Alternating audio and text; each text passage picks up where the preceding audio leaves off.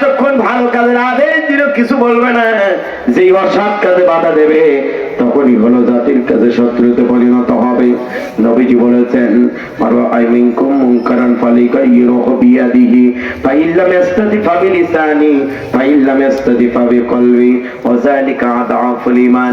নবীজি বলেছেন সমাজ রাষ্ট্রের ভিতরে যখন অন্যায় কাজ হতে দেখবা সর্বপ্রথম হাত দিয়ে বাধা দেবা, হাত দিয়ে যদি না পারো জবান দিয়ে বাধা দিবা, তাও যদি না পারো অন্তর দিয়ে ঘৃণা করবা।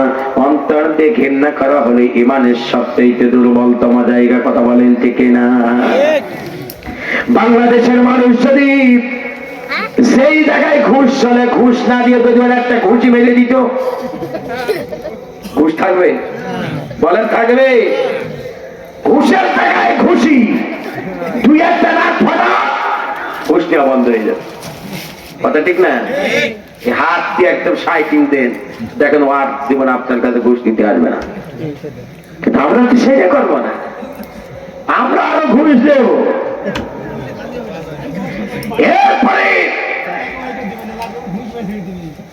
সম্মানিত ভাই এবং বাবারা, তারপরে আপনি যেই সময় ওই জায়গায় আপনি এটা করলেন, অন্যায় সেখানে মুসলমানদের প্রতিবাদ হবে সেখানে। কথা ঠিক না বেঠিক বলেন? আপনি ন্যায়ের কথা বলেন, অন্যায়ের প্রতিবাদ করেন। আচ্ছা মুসলমানই হয় বা সুন্নাতে খাতনা হলো অথবা বিয়ের অনুষ্ঠানে এই এলাকায় গান বাজনা বাজে, বাজে না? চরম আকারে বাজে। ওইটা কি ভালো কাজ না অন্যায় কাজ? তাহলে এখন আপনারা একটা কমিটি তৈরি করেন গ্রামে, প্রত্যেক দলের লোক, জামাত ইসলাম, বিএনপি, অন্যান্য দল যত আছে সবাই একটা ঐক্য করেন যে আমরা আমাদের গ্রাম থেকে এই অন্যায় কাজটা আমরা দূর করতে চাই। বলেন এইটা কি ভালো কাজ না মন্দ কাজ? ঐক্য হয়, এটা আল্লাহর দলের কাজ। আপনার কর্মসূচির ভিতরে থাকতে হবে। ও আমার ভাই এবং বাবাজান, তাহলে অসৎ কাজে বাধা প্রদান করতে হবে, সৎ কাজের আদেশ দিতে হবে, এটা আল্লাহর দলের কাজ। এদিকে চলে যান শয়তানের দলের কাজ। আবার শয়তানের দলের কাজ কি বলে দাও? আল্লাহ কোরআন বলে দেয়, ইয়া আইয়ুহাল্লাযীনা আমানু ইন্নামাল খামরু ওয়াল মাইসিরু ওয়াল আনসাবু ওয়াল আজলামু রিজসুম মিন আমালিশ শাইতান। বলেন আল্লাহু আকবার।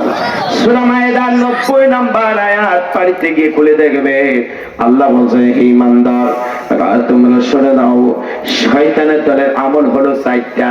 আগে আল্লাহর দলের আমল কয়টা বললাম? সব আছে কয়টা? আর এখন শয়তানের দলের আমল কয়টা? শয়তানের দলের আমল হলো 4টা, আল্লাহর দলের আমল হলো 4টা। চলে যান আল্লাহর দলের 1 নাম্বার, শয়তানের দলের 1 নাম্বার আমল হলো ওরা যখন ক্ষমতার চেয়ারে বসে যাবে সর্বপ্রথম যেই কাজটি করবে ওরা মাদক দ্রব্যের প্রচলন বাড়িয়ে দেবে। ফেন্সিডিল, মদ, ইয়াবা, গাঁজা এইগুলোর প্রচলন তারা বাড়িয়ে দেবে। এটা হলো শয়তানের দলের আমল। 2 নম্বর হলো আমার বন্ধুরা, আল্লাহ পাক জানিয়েছেন 2 নাম্বার তারা হলো জুয়া খেলার আয়োজন করবে। 3 নাম্বার হলো মূর্তি ভাস্কর্য তৈরি করবে। বাংলাদেশে মূর্তি ভাস্কর্য আছে না নাই? আমার বন্ধুরা, যেই দলের মানুষেরা মূর্তি এবং ভাস্কর্য তৈরি করবে এরা হলো শয়তানের দলের লোক। এরা সবাই যাবে আল্লাহর জাহান্নামে। কথা বলেন ঠিক না? ও আমার ভাই এবং বাবারা, বাংলাদেশের অনেক ওলামায়ে কেরামগণ যারা আল্লাহর ডাকে সাড়া দিয়ে চলে গেছে, বলেন তো তাদের নামে একটা ভাস্কর্য কি বাংলাদেশে?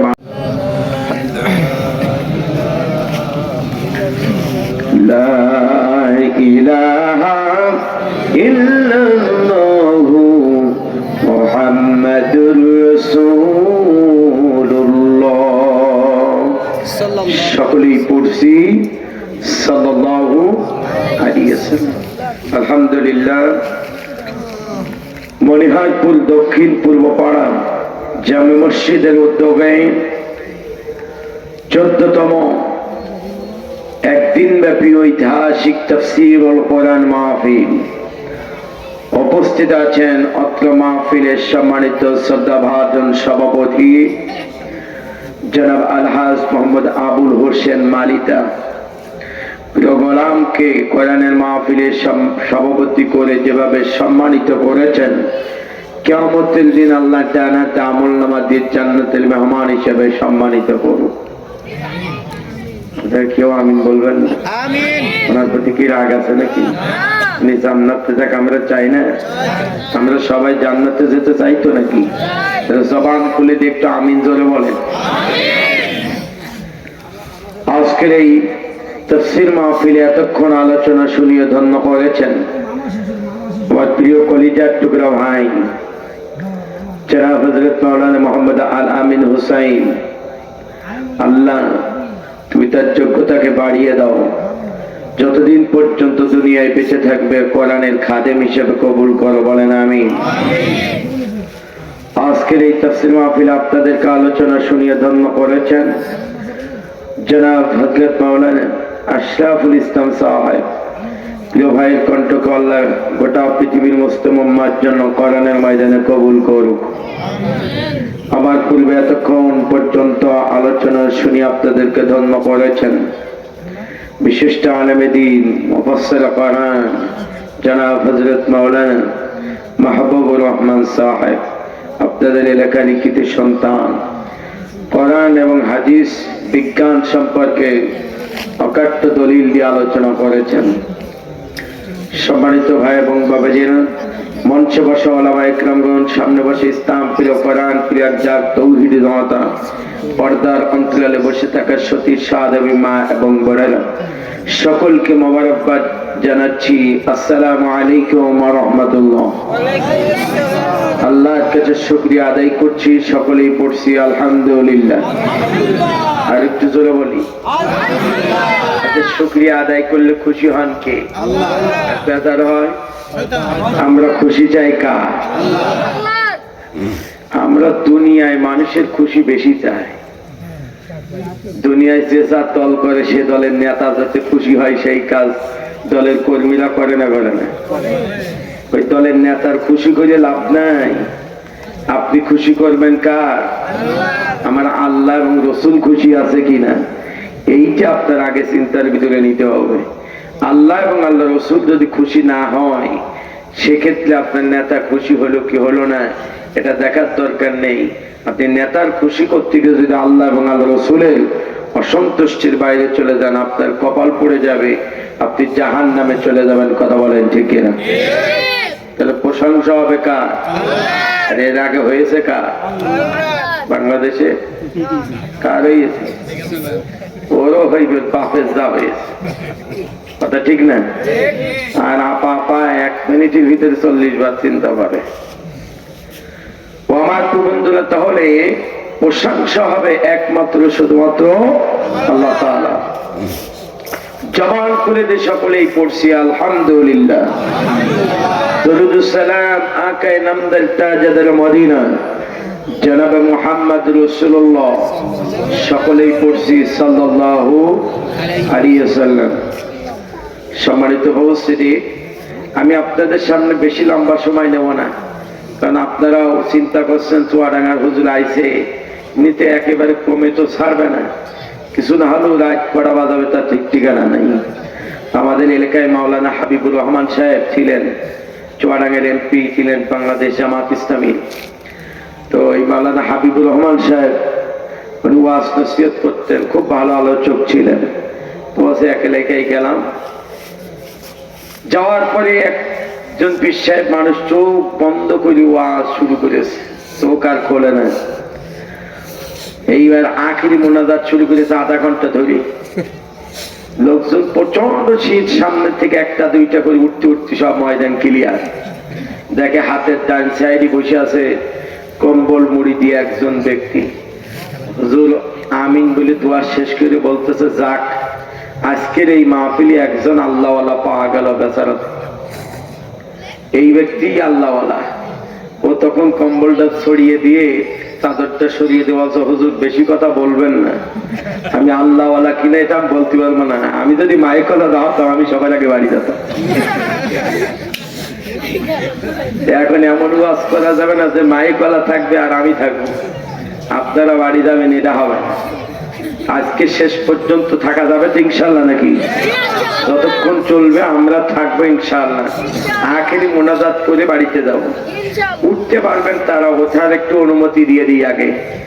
উঠতে পারবেন 1 2, এই সমস্যা যাদের আছে উঠে চলে যাবেন, কাম সেরে আবার আসবেন। যদি আপনি নিয়ত করেন যে আমি চলে যাওয়ার নিয়তে হয়ে গেছে যাচ্ছি, তাহলে আপনার লক্ষণটা হলো মুনাফিকের লক্ষণ হবে। কথা বলেন ঠিক না?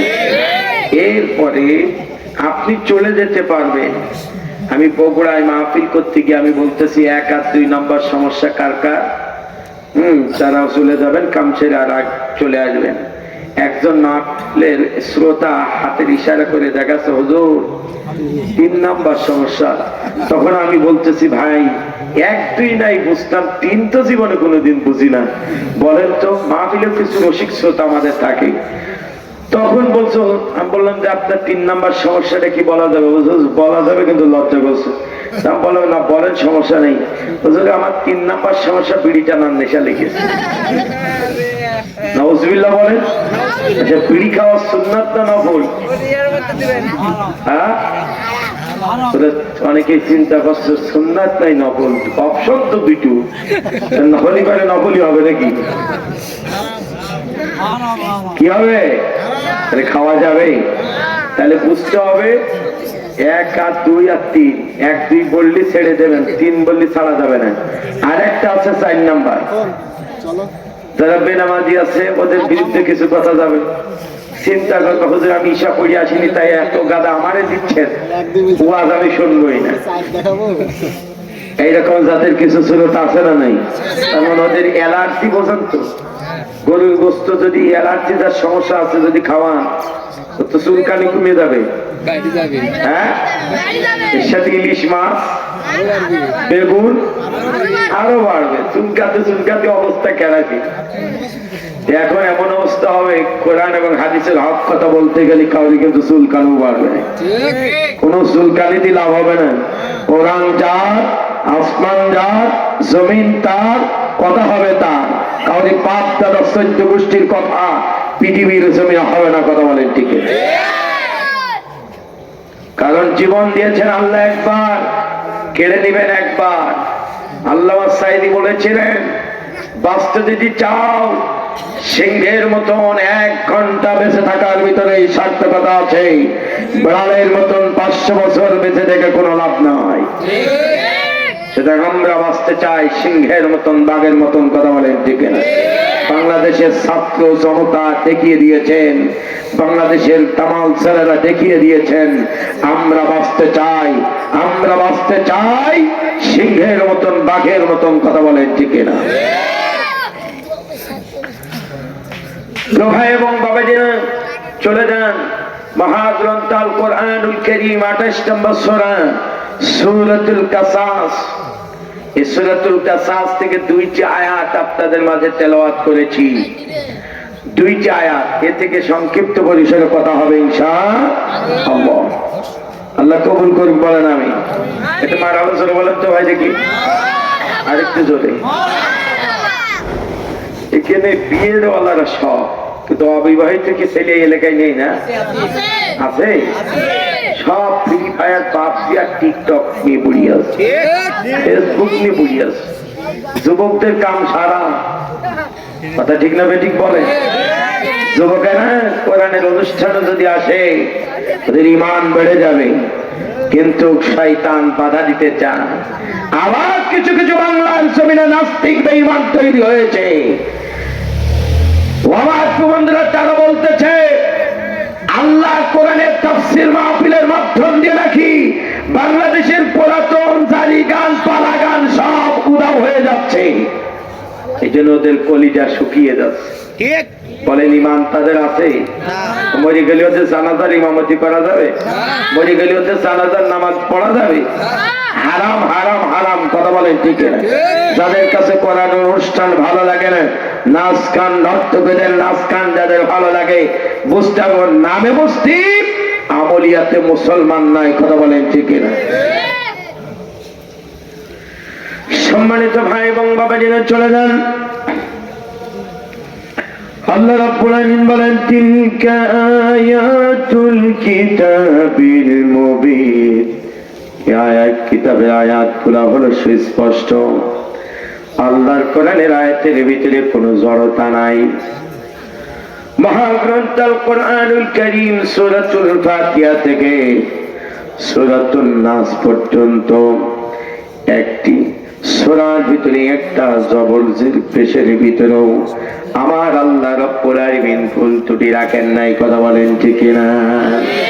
দুনিয়ার লেখকেরা বই লেখে, লেখার শেষে তারা জানায় এই বইয়ের ভিতরে যদি কোনো ভুল ত্রুটি থাকে আমাকে জানিয়ে দেবেন, পরবর্তীতে সংশোধন করে জানিয়ে দেব, সংশোধন করে দেব। কিন্তু আল্লাহ পাক জানাই দিয়েছেন যালিকাল কিতাবু লা রাইবা ফি, এটা এমন একটা কিতাব, এই কিতাবের ভিতরে কোনো ভুল ত্রুটি কোনো সন্দেহ নাই। চিৎকার দিয়ে বলেন সুবহানাল্লাহ।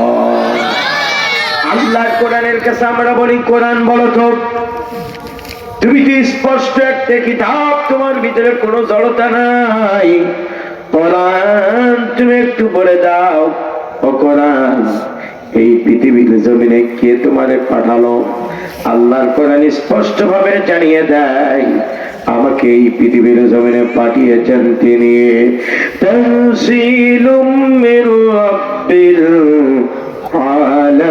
আলামিন, আমাকে এই পৃথিবীর জমিনে পাঠিয়েছেন তিনি বিশ্ব জাহানের রব, তিনি আল্লাহ রাব্বুল আলামিন পৃথিবীর জমিনে পাঠিয়েছে।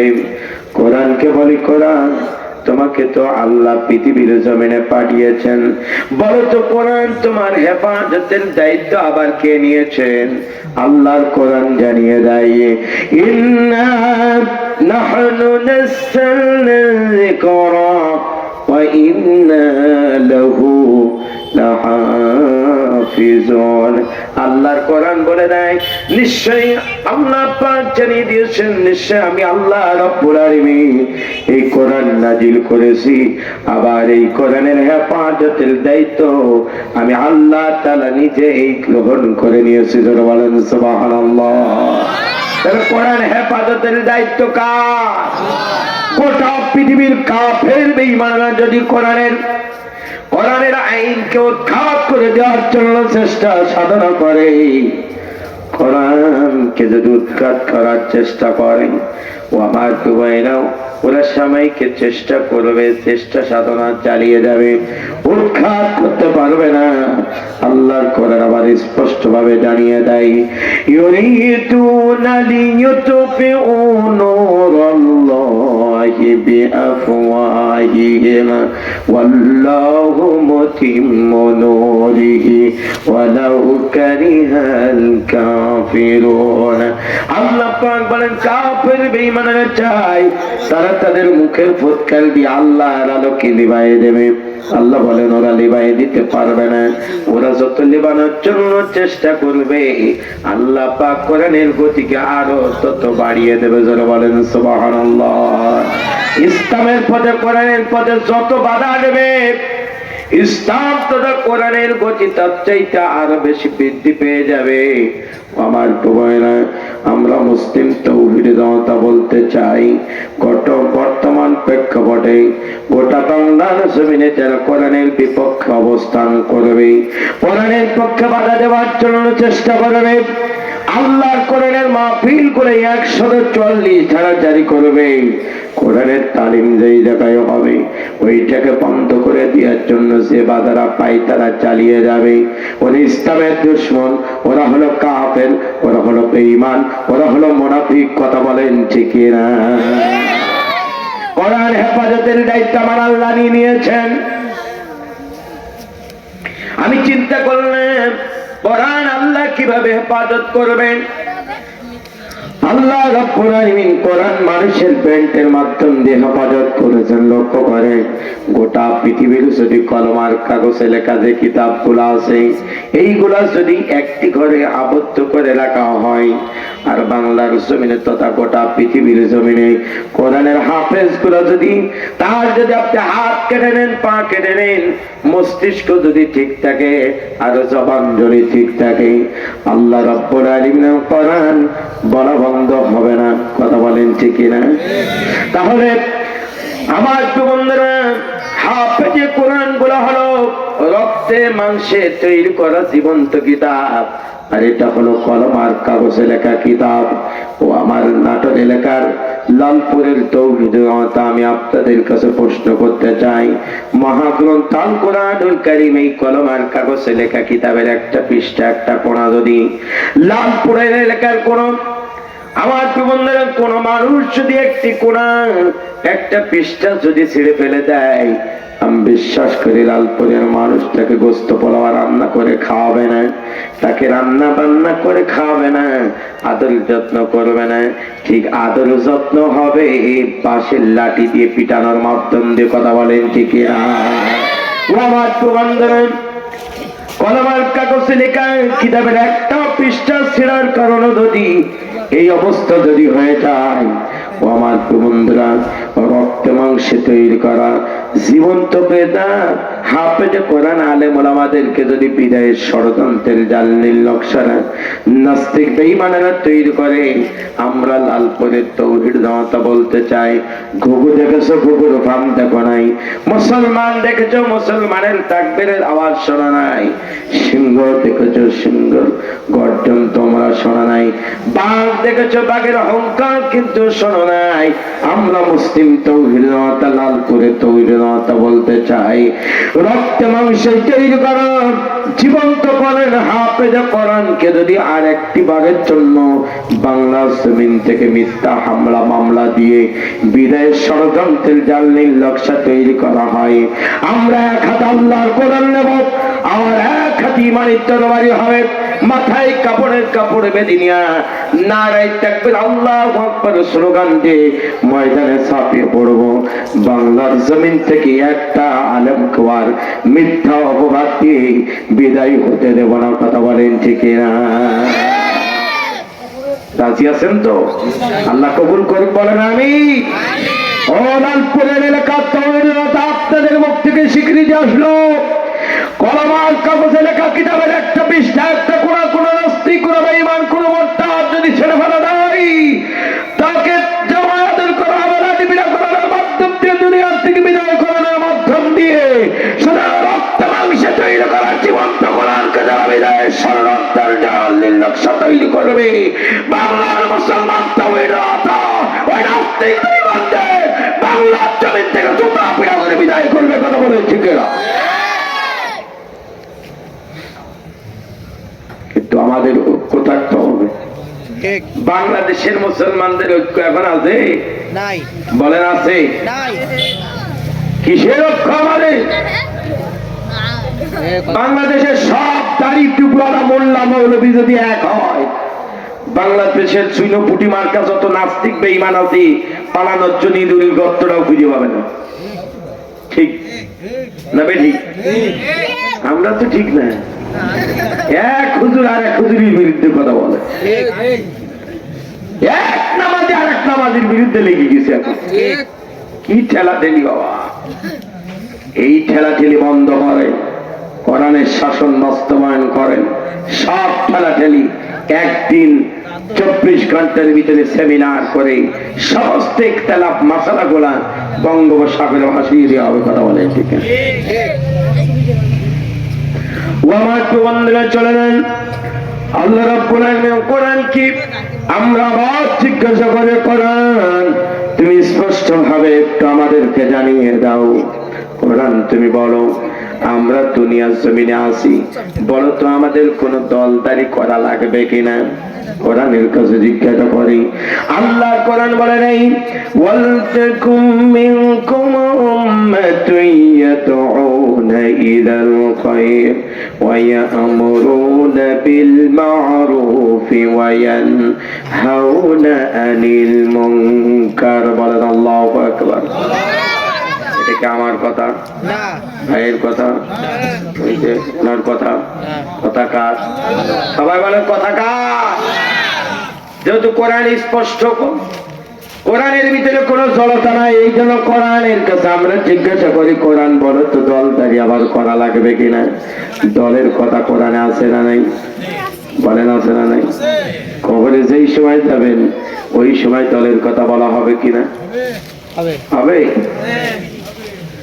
ও আমার প্রিয় বন্ধুরা সেই সময় কবরের ভিতরে আপনাদেরকে এই এলাকায় লাশ যখন মাটি দেওয়া হয় তখন সবাই একটা দোয়া পড়ে তো আপনাদের এলাকায় বিসমিল্লাহি ওয়া আলা মিল্লাতি রাসূলিল্লাহ আল্লাহ এবং আল্লাহ রাসূলের মিল্লাতে এই মিল্লাত মানে হলো দল কি দল আর রাসূল বলেন যে আল্লাহ রাব্বুল আলামিন দলের কথা বললেন নবীজি হলো দলের কথা বললেন কিন্তু বাংলাদেশের কিছু মানুষ আছে তারা দলদারিকে পছন্দ করে না বলে হুজুরদের আবার দল করা লাগবে কেন কথা ঠিক না বেঠিক বলেন আল্লাহ পাক বলেন তোমাদের মধ্যে এমন একটা দল থাকবে যারা মানুষদেরকে কল্যাণের দিকে আহ্বান করবে কল্যাণের দিকে আহ্বান করবে কল্যাণের পথ হলো ওই পথ দুর্নীতি মুক্ত রাষ্ট্র তৈরি করব সাদাবাজ মুক্ত রাষ্ট্র তৈরি করব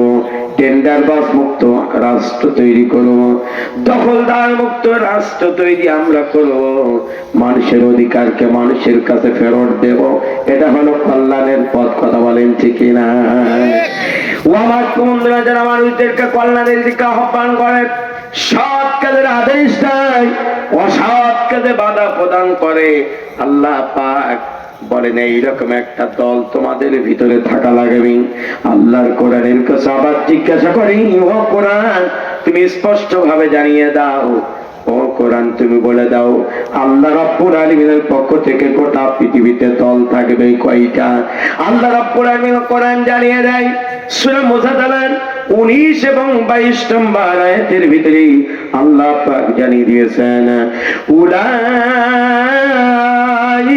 হিজবুল্লাহ আল্লাহু আকবার আলা ইন্না হিজবাল্লাহি হুমুল মুফলিহুন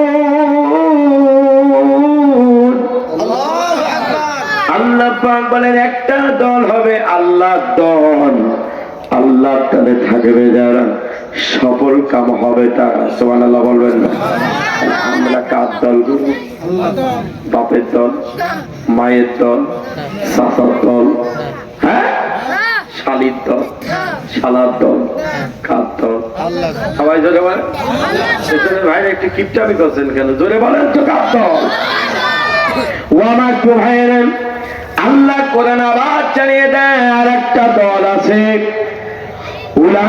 উলাইকা হিজবুশ শাইতান আলা ইন্না হিজবাশ শাইতানি হুমুল খাসিরুন আল্লাহ পাক বলেন আরেকটা দল হলো শয়তানের দল সাবধান শয়তানের দলে থাকবে যারা ক্ষতিগ্রস্ত হবে তারা জানিয়ে দিয়েছেন কে এত কিছু জানানোর পরে যারা শয়তানের দল করবে তারা হবে জাহান্নামে যাবে তারা ক্ষতিগ্রস্ত হয়ে যাবে আর আল্লাহর দল যারা করবে ও আমার বন্ধুরা তারা যাবে আল্লাহর জান্নাতে তারা হবে সফল চিৎকার দিয়ে বলেন না সুবহানাল্লাহ আল্লাহ কোরআনের কাছে এইবার বলে ও কোরআন তুমি একটু বলে দাও আল্লাহর দলে যারা থাকবে তাদের দলের কর্মসূচি কাজ কি একটু বলে দাও আল্লাহর কোরআন এইবার জানিয়ে দেয় আল্লাযীনা ইম্মাক্কানাহুম ফিল আরদি আকামুস সালাত ওয়া আতাউয যাকাতা ওয়া আমারু বিল মা'রুফি ওয়া নাহাউ আনিল মুনকার বলেন আল্লাহু আকবার কষ্ট হচ্ছে না আমার কথা না আল্লাহ পাক বলছেন আল্লাহ তাআলা যারা থাকবে তাদের কাজ হবে চারটা জোরে বলেন কয়টা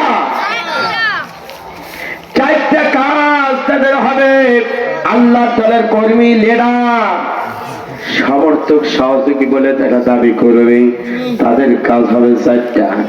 এক নম্বর হলো তারা নামাজকে ইম করবে, নামাজকে প্রতিষ্ঠিত করবে। তাহলে সেই দলের নেতা নামাজ পড়ে না, কর্মী পড়ে না, কর্মীদেরকে নামাজ পড়ানোর জন্য তাগিদ দেয় না, বুঝতে হবে ওটা আল্লাহর দল নাই, আল্লাহর দল নাই, ওটা হলো শয়তানের দল। কথা বলেন ঠিক কিনা? ঠিক আছে, আসেন তাড়াতাড়ি। ও আমার বন্ধুরা, কথা কি বোঝা যায়? আরো জোরে বলে বোঝা যায়?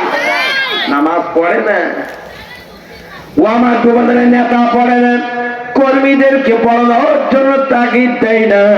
আল্লাহর কসম করে বলি, ওরা যদি বলে আমরা আল্লাহর দল করি, বুঝতে হবে ওরা হলো মুনাফিক, ওরা হলো মুনাফিক। কথা বলেন ঠিক না?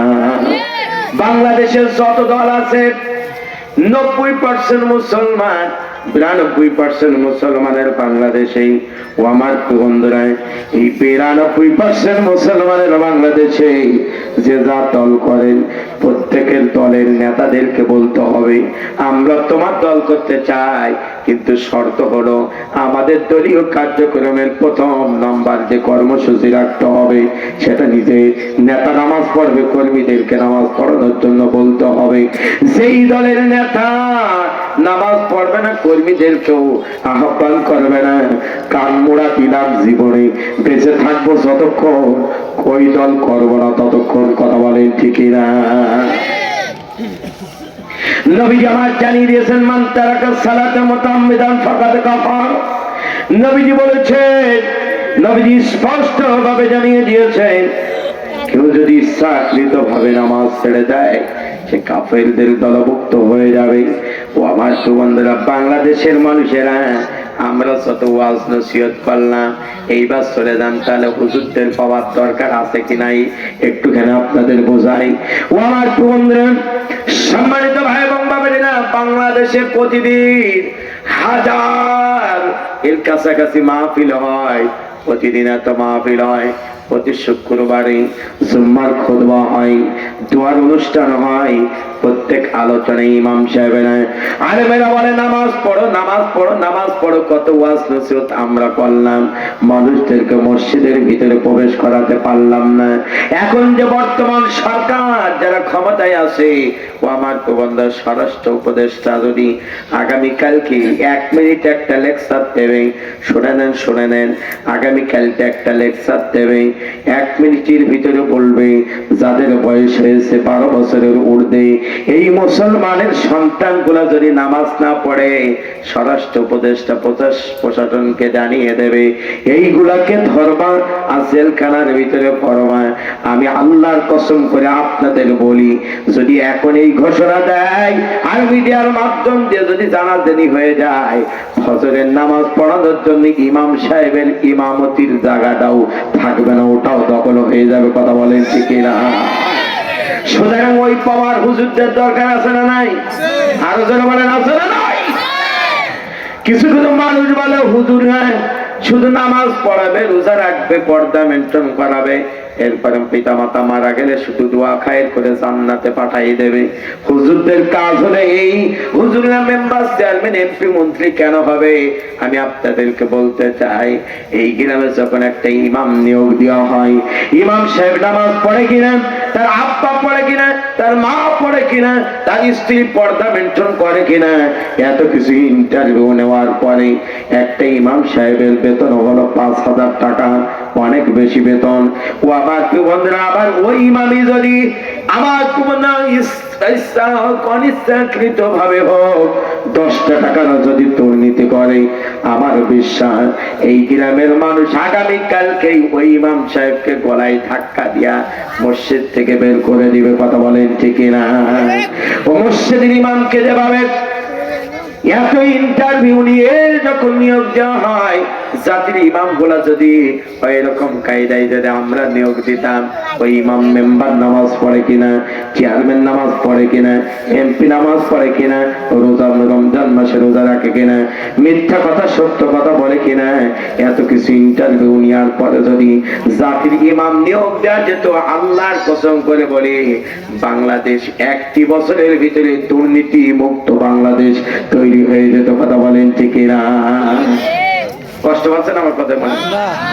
ও আমার বন্ধুরা, এখন মানা আর না মানার দায়িত্ব আপনাদের, আমার দায়িত্ব বলা। সম্মানিত ভাই এবং বাবারা, এখন জিজ্ঞাসা করতে পারেন বাংলাদেশের তাহলে 90% 92% মুসলমানের বাংলাদেশে, আপনাদেরকে তাহলে জনগণ কেন ক্ষমতায় বসাই না? আপনারা যদি প্রশ্ন করতে পারেন, আমি একটু আপনাদের উত্তর দিয়ে শুনে নেন। আমাদের দায়িত্ব ডাকা আহ্বান করা, প্রতি 54 বছর ধরে আমরা আহ্বান করি মানুষের। সম্মানিত বলছি, আপনাদের এলাকায় মুয়াজ্জিন আছে, আমাদের এলাকায় মুয়াজ্জিন আছে। মুয়াজ্জিন সাহেব আযান দেয়, হাইয়া আলাস সালাহ, হাইয়া আলাল ফালাহ। মুয়াজ্জিন সাহেব আযান দেয়, আহ্বান করে প্রত্যেককে মসজিদে রাখার জন্য। বলেন তো, এখন মুয়াজ্জিনের আযানের ধ্বনি শোনার পরে যারা মসজিদে আসে না, এই দোষ কি মুয়াজ্জিনের না জনগণের? জনগণের। মুয়াজ্জিনের তো দোষ নাই, মুয়াজ্জিন তো আহ্বান করছেন, ডাকতেছেন, জনগণ মসজিদে আসে না, এর জন্য মুয়াজ্জিনের কোনো দোষ নাই, দোষ হলো জনগণের। আমরা জাতির যারা আলেম আছি, ওলামা ইকরাম আছি, আমরা হলাম মুয়াজ্জিনের ভূমিকা পালন করতেছি। এখন ডাকার পরে যদি জনগণ আমাদেরকে সাড়া না দেয়, এর জন্য দায়ী হবে কিয়ামতের ময়দানে জনগণ ধরা পড়বে। কথা বলেন ঠিক না? ও আমার বন্ধুরা, তাহলে 1 নম্বর আল্লাহর তাআলার কর্মসূচি নামাজ, 2 নম্বর হলো আতাউ যাকাত, যাকাত আদায় করতে হবে। কিছুদিন আগে জীবননগর উপজেলায় আমি আমার ইসলামী ব্যাংকের ম্যানেজারের সাথে একটি কথা বললাম, ভাই বলেন তো যাকাতের ব্যাপারে, বলেন তো যাকাত যদি দেয় বাংলাদেশে অভাব দূর হবে কি হবে না?